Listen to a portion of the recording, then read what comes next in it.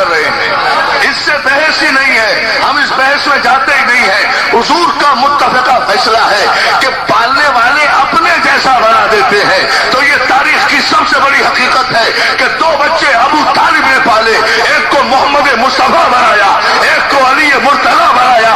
دو بچے ابو سفیان نے پالے، ایک کو معاویہ بنایا، ایک کو یزید بنایا۔ پالنے والے اپنے جیسا، اپنے جیسا، یا علی یا علی یا علی یا توجہ ہے توجہ ہے۔ اب مولا تمہیں سلامت رکھے، مولا سلامت رکھے۔ بسم اللہ بسم اللہ۔ پالنے والے اپنے جیسا بنا دیتے ہیں، تربیت کرنے والے اپنے جیسا بنا دیتے ہیں، پالنے والے اپنے جیسا بنا دیتے ہیں۔ میں نے یہ جملہ جب کراچی میں کہیں کہا تو دوسرے دن اعتراض آیا کہ صاحب اگر بھائی جعفر علوی صاحب دیکھیں، پالنے والے اگر اپنے جیسا بنا دیتے ہیں تو پھر جناب نوح کے متعلق کیا خیال ہے؟ ان کا بیٹا باغی کیوں ہوا؟ سوال ہے، بڑی توجہ دوستو، سارے دوستو۔ اور سوال علمی آیا تھا، اور الحمدللہ جب سوال علمی آئے تو ہم علم ہی سے تو جواب دیتے ہیں، اس لیے کہ الحمدللہ کسی ابو جہل کے پجاری نہیں ہے، باب علم کے بھیکاری ہے۔ الحمدللہ ہم نے ایمرجنسی میں کلمہ نہیں پڑھا ہے، تصدیق رسالت کی ہے۔ توجہ ہے جانو محترم؟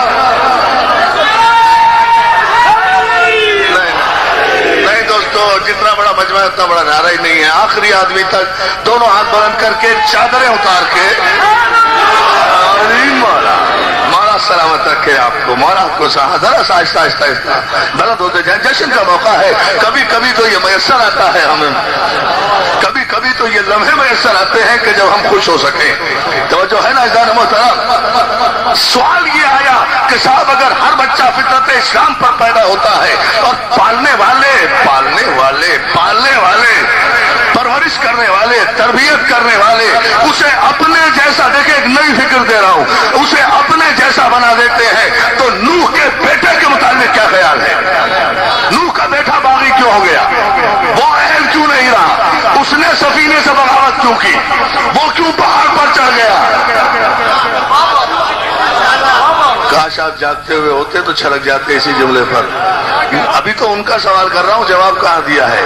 نوح کا بیٹا باغی کیوں ہو گیا؟ اس نے سفینہ کیوں چھوڑ دیا؟ اس نے سفینہ نجات میں سوار ہونا پسند کیوں نہیں کیا؟ کیوں نبی کو چھوڑ کر پہاڑ پر چڑھ گیا؟ نوح کا بیٹا، نوح کا بیٹا، نوح کا بیٹا۔ آواز قدرت آئی، انہو لیس من اہلک، اے میرے نوح یہ تیرا اہل نہیں رہا، اس لیے کہ تجھے اکیلا چھوڑ کر، سفینہ چھوڑ کر یہ پہاڑ پر چڑھ گیا ہے۔ تو نوح کا سگا بیٹا بھی اگر نبی کو اکیلا چھوڑ کر یا سفینہ چھوڑ کر پہاڑ پر چڑھ جائے تو وہ اہل نہیں رہتا۔ تو لیے دیے رشتے دار اگر نبی کو علیم مولا، علیم مولا، علیم۔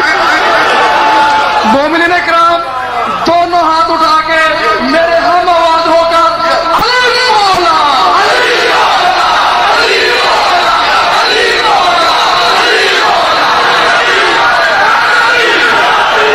علیم مولا، علیم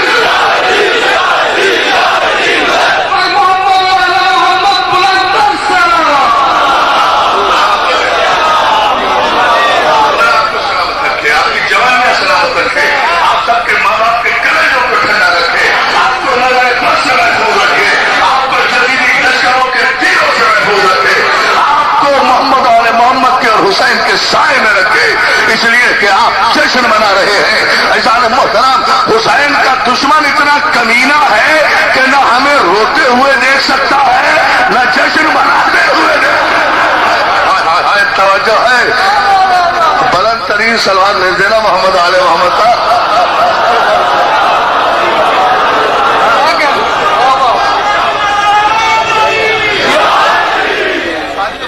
مولا سلامت رکھے۔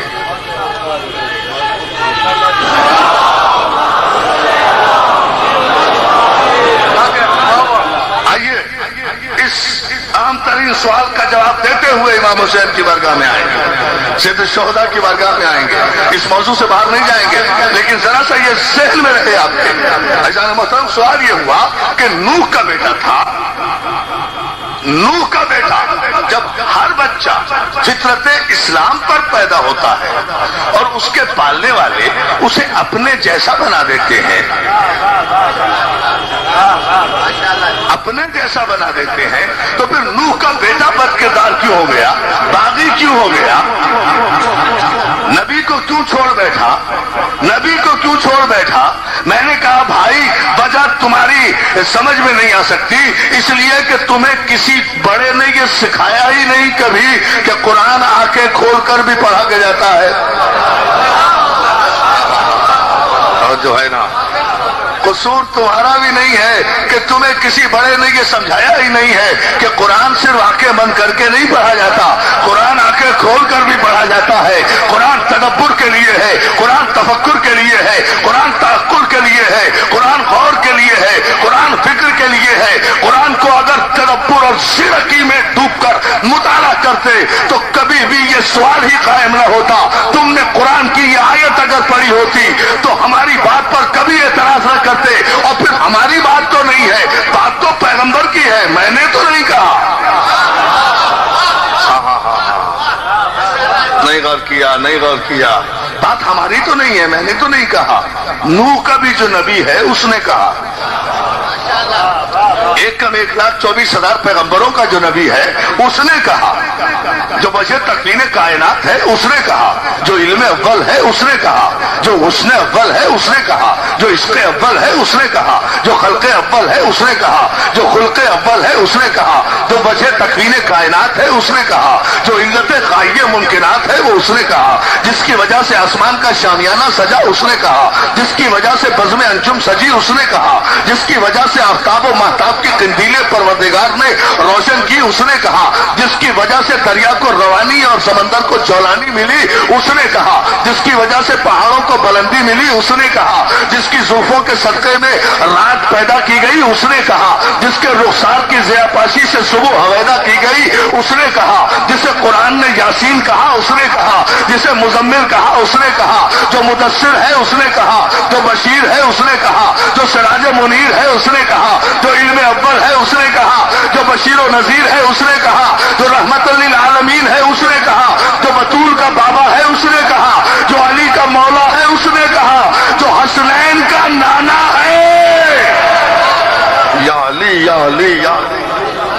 اب ذرا سا یہ جملہ ذہن میں رہے دوستو، آپ یہاں پھر رکے، میں نے کہا کہ یہ جملہ میں نے نہیں کہا، یہ حدیث آپ کی کتابوں میں ہے، حضور نے کہا ہے، سیاستہ کے سارے راویوں نے بیان کیا کہ کل مولود یولد علی فطرت الاسلام، ہر بچہ فطرت اسلام پر پیدا ہوتا ہے، پھر اس کے پالنے والے، اس کے پرورش کرنے والے اسے یہودی بنا دیتے ہیں، اسے نصارہ بنا دیتے ہیں، پالنے والے بناتے ہیں، پرورش کرنے والے بناتے ہیں۔ یہ میں نے نہیں کہا، رسول نے کہا۔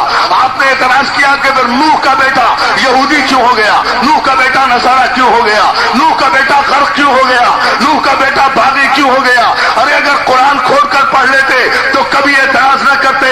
ضرب اللہ مثلا للذین کفروا امرأۃ نوح وامرأۃ لوط کانتا تحت عبدین من عبادنا الصالحین فخانتہما فلم یغنیا عنہما من اللہ شیئا۔ اللہ مثال پیش کرتا ہے نوح کی بیوی کی۔